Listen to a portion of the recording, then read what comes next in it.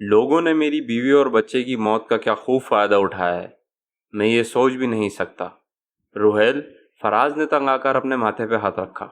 फराज, मैं अपने घर जाना चाहता हूँ और ये मेरा आखिरी फ़ैसला है।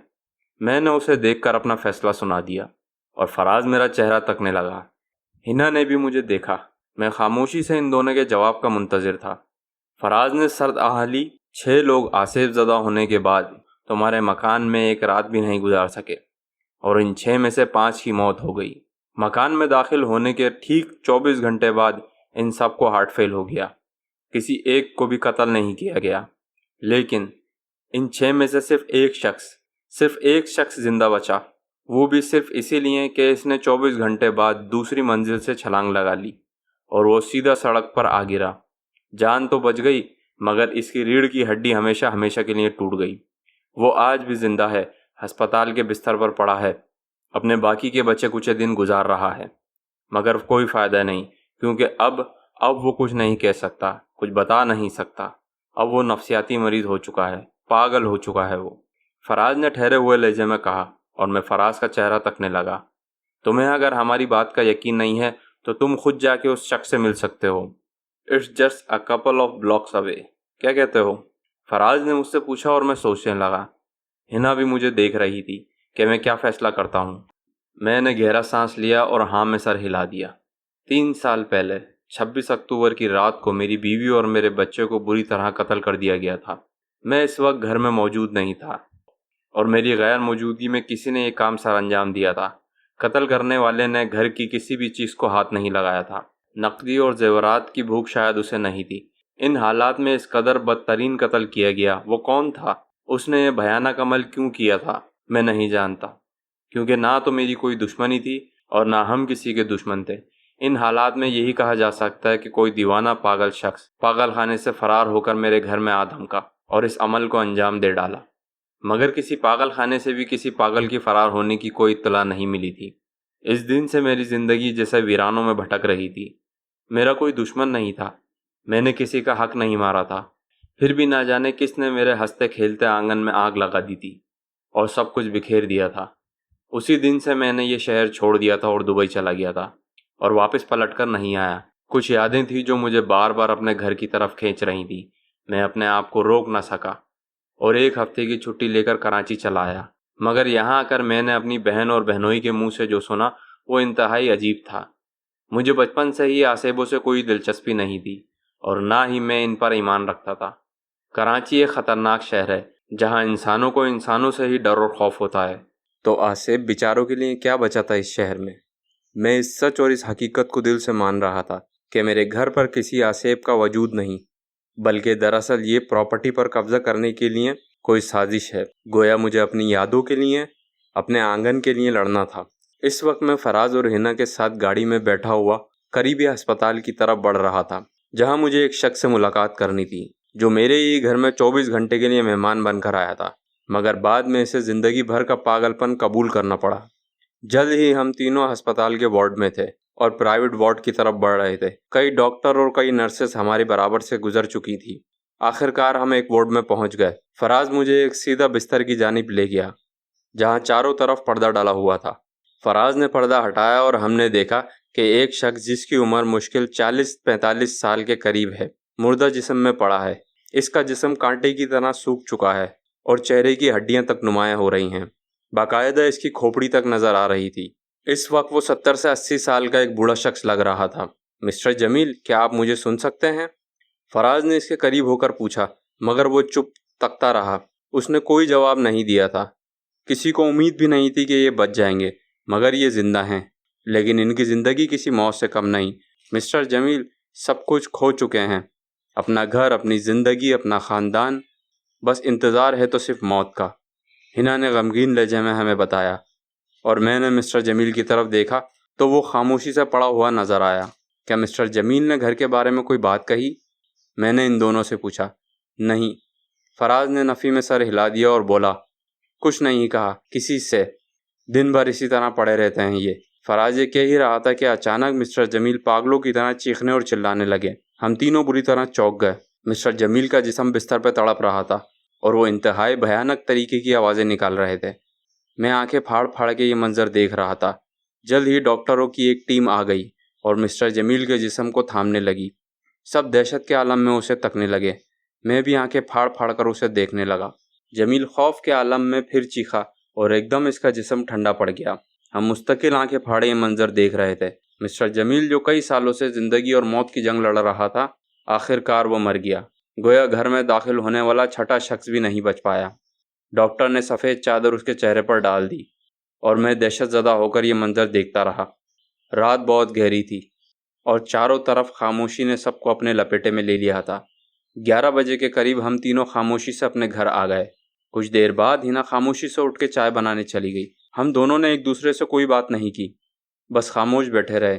हिना चाय लेकर आई तो जैसे अपने आप से मुखातिब हुई, न जाने मिस्टर जमील पे क्या गुजर रही होगी। उसकी बात सुनकर फराज बोला, हम नहीं जानते कि इनके साथ क्या हुआ। क्या वो इंसानी अमल था या जिन्नाती, मगर वो जो कुछ भी अमल था किसी की जान ले गया और हमें अपने जानों की हिफाजत करने का पूरा हक है। House number 24/10, street number 12 Asim में घिर गया है या नहीं, हम नहीं जानते, मगर अब वो जगह रहने के काबिल नहीं। फराज की बात सुनकर मैं खामोश रहा और चाय का कप उठाकर होंठों से लगा लिया। रुहेल, अब तो तुम वापस जाने की जिद नहीं करोगे? हिना ने मुझे देखकर पूछा और मैंने हिना की तरफ देखा। फराज भी मेरे जवाब का मुंतजिर था। कल सुबह मैं अपने घर वापस जा रहा हूँ। मेरा जवाब सुनकर हिना और फराज दोनों दंग रह गए। सकते के आलम में मेरा चेहरा तकने लगे। हाँ, मेरा जाना बहुत ज़रूरी है, मैंने इत्मीनान से कहा। इतना सब कुछ जानने के बाद भी? फराज ने हैरान होकर पूछा। हाँ, इतना सब कुछ होने के बाद ही तो जाना चाहता हूँ। जो कुछ भी हो रहा है इसका ताल्लुक मुझसे है, इसकी दुश्मनी मुझसे है। अगर मैं नहीं गया तो ना जाने कितने लोग मरेंगे, न जाने ही कितने ये घरों के चिराग बुझ जाएंगे। Somebody has to stop this once and for all, and that somebody would be me. मैंने कल सुबह वापस अपने घर जाना है। मेरे लहजे की मजबूती सुनकर फराज और हिना खामोश हो गए। फराज और हिना, मैं जानता हूँ कि तुम लोग मुझसे बहुत मोहब्बत करते हो और तुम लोग मेरे भले के लिए ही मुझे समझा रहे हो, मगर मेरा यकीन करो, मेरे कुछ अपने इस घर में अभी मौजूद हैं और उन्हीं के साथ साथ मेरे कुछ दुश्मन भी अभी जिंदा हैं। मुझे अपने माजी से लड़ना होगा, वरना मैं कभी किसी दिन मिस्टर जमील की तरह बिस्तर पर दम तोड़ दूंगा और मैं ये नहीं चाहता। मेरी बात सुनकर दोनों सोच में पड़ गए। मैं भी खामोशी से इनका चेहरा देखने लगा। कुछ ही पल गुजरने के बाद फराज ने हार मान ली। ठीक है, अगर तुम्हारा यही फैसला है तो ठीक। फराज की बात सुनकर मैं मुस्कुरा दिया, पर हिना का चेहरा कुछ मायूस था। मैं जानता था कि मेरी बहन मेरी फिक्र कर रही है, मगर मैं कल सुबह अपने घर जाने वाला था और मुझे वहां जाने से कोई नहीं रोक सकता था। अगली सुबह 7:30 बजे मैं फराज और हिना के साथ अपने घर की तरफ रवाना था। मेरे दिमाग में कई बातें चल रही थी। ये बात तय थी कि मेरे घर के हालात कुछ अजीब व गरीब हैं। यही सोचकर मैं अपने अंदर कुछ जोश महसूस कर रहा था, क्योंकि मेरी मुलाकात मेरे दुश्मनों से होने वाली थी। जिस शख्स ने मेरे आंगन में आग लगाई थी, अब मुझे इससे दो दो हाथ करने का मौका मिल रहा था और मैं इस मौके का पूरा फ़ायदा उठाना चाहता था। फराज और हिना इस लम्हे में खामोशी से सफ़र कर रहे थे। आखिरकार मेरा इलाका शुरू हो गया था, हेवनली विलास, और एक एक कर स्ट्रीट गुजरने लगी। स्ट्रीट 1, स्ट्रीट 2, स्ट्रीट 3 और इसी तरह स्ट्रीट 10 तक पहुंच गए। वो आखिरी स्ट्रीट थी जहां ज़िंदगी की लहर हमने महसूस करी, क्योंकि स्ट्रीट 11 बिल्कुल खामोश थी। शायद स्ट्रीट 12 की वजह से, शायद गली 11 भी गली 12 की वजह से बहुत ज़्यादा मुतासिर हुई थी। आखिरकार हम गली नंबर 12 पर पहुंच गए कि जो सड़क हर वक्त रौनक में रहती थी, अब वो उजड़ चुकी है। हर घर वीरान हो गया है, सड़कें टूट चुकी हैं, यहाँ तक के फूल पौधे और दरख्त भी जंगली पत्तों में तब्दील हो गए हैं। ये वो गली ही नहीं थी जो मैं कुछ साल पहले छोड़ आया था। घर के लॉन में मौजूद माली बागों का ख्याल रखते थे, बच्चे सड़क पर खेलते थे, छोटी छोटी बच्चियां गली में साइकिल चलाती थी, कई लोग अपने पालतू जानवरों को टहलाने के लिए निकल आते थे और घर की औरतें घरों में काम करा करती थीं। मगर अब यहाँ कुछ नहीं था, बस एक वीरानी थी, एक दहशतज़दा वीरानी। घरों की खिड़कियाँ टूट चुकी थीं और दरवाजे भी खुले थे। बड़े बड़े मकड़ी के जाले और परिंदों ने अपने घोंसले बना लिए थे। फराज खामोशी से गाड़ी चलाता रहा। हिना इस लम्हे बहुत डरी हुई थी, मगर उसने कुछ कहा नहीं। हम घर नंबर 24/10 पर पहुंच गए थे और ये देखकर मेरी आंखों में आंसू आ गए कि जिस घर को सबा ने हमेशा जन्नत की तरह रखा था, वो अब दोज़ख से कम नहीं लग रहा। घर की दीवारों में शगाफ पैदा हो गए थे और प्लस्तर भी उखड़ गया था। जिंदगी नाम की चीज अब उस घर में नहीं थी। ऐसे में अगर कोई ये सोच अपने दिमाग में पैदा करे कि यहाँ कोई आसेब रहता है तो वाकई दिल थरथराने वाली बात लगेगी, मगर मैं ऐसी बेवकूफ़ाना सोच पर अपना जहन नहीं लेकर आता। आखिरकार हम तीनों उस दरवाजे की तरफ बढ़ गए और दरवाजे को देख के ये एहसास हुआ कि जैसे सदियों से ये दरवाज़ा नहीं खुला। दरवाज़ा खोलूं?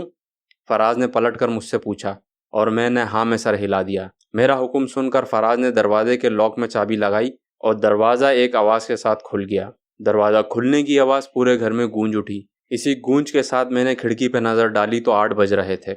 गोया मेरे 24 घंटे का टाइम शुरू हो चुका था और इन 24 घंटों में से एक बहुत बड़े राज पे से पर्दा उठने वाला था। फराज ने दरवाज़ा खोला और धूल उड़ने लगी। हिना को हल्की सी खांसी हो गई और उन्होंने मेरे साथ कदम उठाए, कंधे पे बैग लटकाया और घर की 4 दीवारी में अंदर आ गए।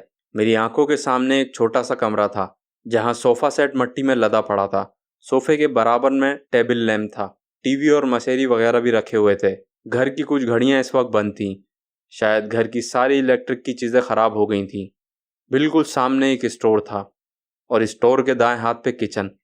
किचन से एक दरवाज़ा बैकयार्ड की तरफ खुलता था जहां कचरे के डब्बे और कुछ गैर ज़रूरी सामान पड़ा था।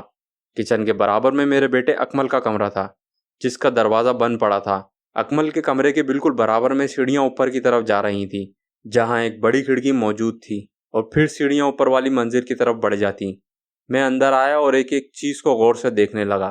फराज और हिना भी हर चीज़ को देख रहे थे। घर के फर्श पर मिट्टी की तह जमी हुई थी और इन पर हमारे कदम छप रहे थे। उफ तौबा, ये घर तो बहुत गंदा हो रहा है, ये रहने के काबिल तो बिल्कुल भी नहीं, हिना ने खांसते हुए लहजे में ये कहा। जाहिर सी बात है, पिछले 8 महीनों से यहाँ कोई नहीं आया। 8 महीने पहले सिर्फ मिस्टर जमील आए थे। फराज ने इसे देखकर कहा। रुहेल, क्या तुम अभी भी यहाँ रुकना चाहते हो? हिना ने परेशान होकर पूछा। हाँ, मैंने मुख्तसर जवाब दिया और हिना झुंझला कर नफ़ी में सर हिलाकर रह गई। मैं आगे बढ़ा और किचन की तरफ देखा तो कैबिनेट और टेबल पर भी मिट्टी जमी हुई थी। अब मेरी नज़र स्टोर रूम पर पड़ी। मैंने आगे बढ़कर स्टोर रूम का दरवाज़ा खोलना चाहा, पर दरवाजे का हैंडल कुछ अटका हुआ था। स्टोर के साथ सीढ़ियाँ नीचे की तरफ जा रही थी। ये हमारे घर का बेसमेंट था, जिसे आप तहखाना भी कह सकते हैं। अक्सर हम घर की गैर ज़रूरी चीज़ें इसके अंदर रख देते हैं। अब मैं अपने बेटे अकमल के कमरे की तरफ बढ़ा। धीमे कदमों से चलता हुआ मैं इसके कमरे के सामने पहुंचा। उसके कमरे का दरवाज़ा उदास शक्ल में मेरे लिए मुंतज़िर था। मैंने दरवाजे का हैंडल पकड़कर खींचा तो वो नहीं खुला। एक बार और हैंडल खींचा तो वो दरवाज़ा बिल्कुल जाम था। एक सेकंड, मैं खोलता हूँ। फराज ने आगे बढ़कर ये जुमला कहा और दरवाज़ा खोलना चाहा मगर वो नहीं खुला। कहीं अंदर से तो लॉक नहीं? हिना ने देखकर पूछा। नहीं, लॉक तो नहीं है, शायद फंस गया है। छोड़ दो यार फराज, बाद में देखेंगे। मैंने उकताए हुए जुमले से उसे पीछे हटा दिया। अब मैं ऊपर की तरफ बढ़ा और एक एक करके सीढ़ियाँ चढ़ने लगा। मेरा एक एक कदम मुझे अपने ख्वाबगाह की तरफ ले जा रहा था। मैं खामोशी से सीढ़ियाँ चढ़ता रहा और ऊपर पहुँच गया। सीढ़ियाँ ऊपर चढ़ा तो मेरा और सवा का कमरा सामने आ गया। कमरे के साथ बाथरूम था और उसके साथ टेरेस। मैं चलता हुआ अपने कमरे की तरफ बढ़ गया और इसके दरवाजे का हैंडल खोला तो दरवाज़ा बहुत ज़्यादा आवाज़ कर कर अंदर की तरफ खुल गया और मैं अपना बिस्तर, ड्रेसिंग टेबल और बेड को देखने लगा। जिस तरह मैं छोड़ के गया था ठीक उसी तरह मौजूद था। सबा हर वक्त इसके सामने बैठी रहती थी और आईने से अपने हुस्न का मुकाबला करती रहती थी। जब मैं मुंह बनाकर उसका बिस्तर पर इंतज़ार करने लगता था। इंतज़ार की ये घड़ियां मुझे हमेशा अजियत देती थी, मगर सब्र का फल मीठा होता है। कुछ देर इंतज़ार के बाद बन सवर कर जब सबा मेरे सामने आती थी तो किसी हूर से कम नहीं लगती थी और मैं उसे थाम कर प्यार की वादियों में गुम जाता था। ये सोचकर मेरी आंखों में आंसू आ गए। मुझे अपना घर, अपनी ज़िंदगी और एक एक मीठी बातें याद आने लग गईं। इस वक्त मैं सख्ते के आलम में बिस्तर को तक रहा था। याद आ रही होगी उसकी? फराज ने मेरी तरफ देखकर मुझसे प्यार भरे लहजे में पूछा और मैंने उसे पलटकर देखा तो उसके चेहरे पर भी एक उदास मुस्कुराहट थी। मेरे चेहरे पर भी वही मुस्कुराहट आ गई, मगर आंखों में आंसू भी छलक पड़े। रुहेल, हिना ने आगे बढ़कर मुझे अपने सीने से लगा लिया। हिना भी अपने जज्बातों पर काबू ना रख सकी और हम दोनों रोने लगे। रुहेल, जो हो गया सो हो गया। अब तुम्हें यहाँ दोबारा अपनी नई ज़िंदगी शुरू करनी है। चलो हम मिलकर इस घर को सही हालत में लेकर आएं। हाँ फराज, घर का साफ होना बहुत ज़रूरी है, बल्कि रात का खाना भी हम यहीं खाएंगे। क्यों रुहेल? हिना ने मुझसे पूछा और मैंने अपने आंसू पोंछते हुए हाँ में सर हिला दिया। मगर अचानक से मेरी नज़र एक चीज़ पर जम के रह गई। फराज ने हैरान होकर पूछा और पलट कर देखा तो वो भी हैरान रह गया। हिना ने पलट कर देखा तो वो भी भवें चढ़ाकर दीवार को तकने लगी। हम तीनों ने साफ देखा, दीवार पर अंग्रेजी में कुछ हरूफ लिखे हुए थे।